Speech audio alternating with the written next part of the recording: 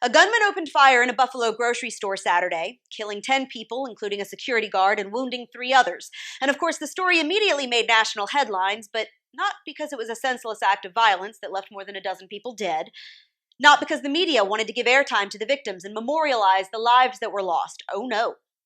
This one made headlines because the shooter was an 18-year-old white guy who apparently picked his target because that store was in a predominantly black neighborhood, which fits conveniently into the race-baiting media narrative that white supremacists are running all across the country, murdering black folks for the color of their skin.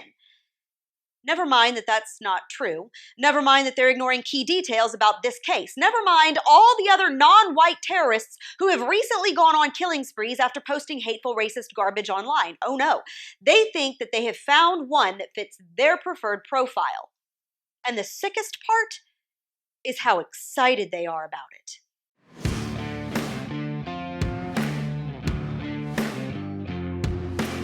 A young white male walked into a grocery store in a predominantly black neighborhood in Buffalo, New York on Saturday and shot 13 people, killing 10 of them, including a former police officer who was working as a security guard. 11 of the victims were black. According to a rambling, mostly incoherent manifesto left by the shooter, he picked the spot because he knew the local population was about 80% black.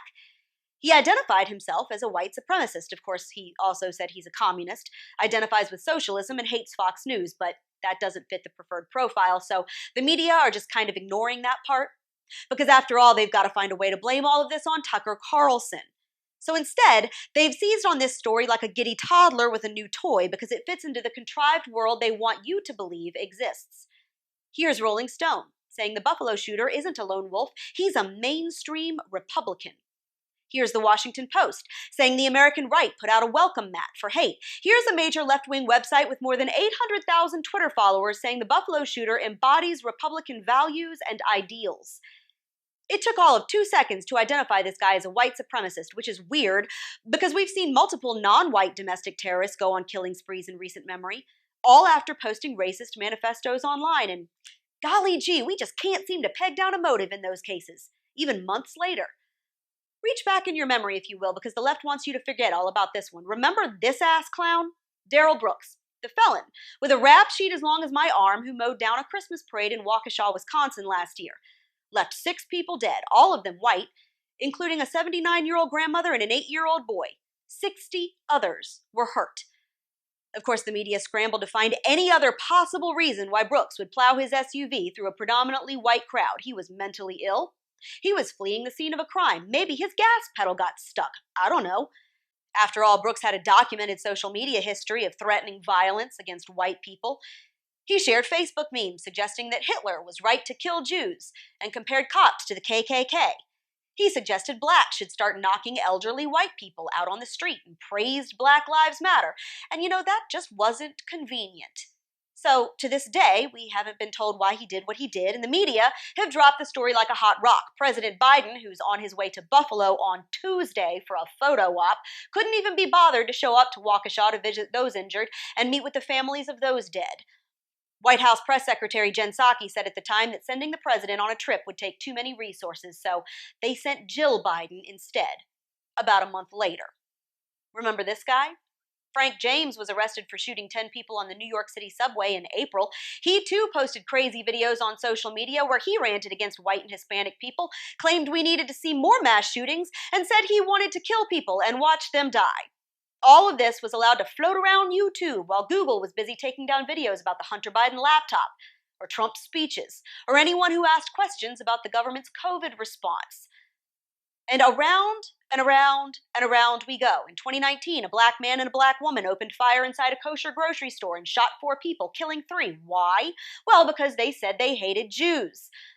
And that's to say nothing of all the whack jobs who've shouted to Allah before lighting up malls and nightclubs and office buildings. See, the simple truth here is that evil exists and it has no one identity or ideology. Doesn't have a skin color or a preferred victim profile or a singular motive. It's just evil. But the left wants you to focus on the select examples that fit a worldview that they have carefully crafted.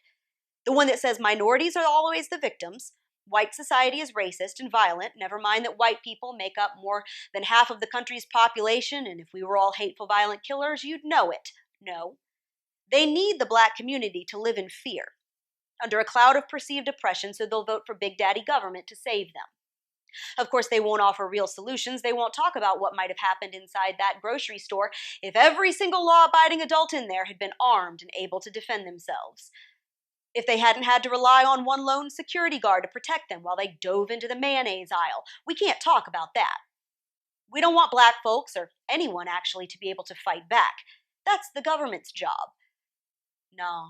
Instead, they'll paint a picture of a typical American mass shooter, a white male with a black rifle, who spent his days lounging around in a dirty MAGA hat, digging through the bowels of the internet, reading QAnon conspiracies.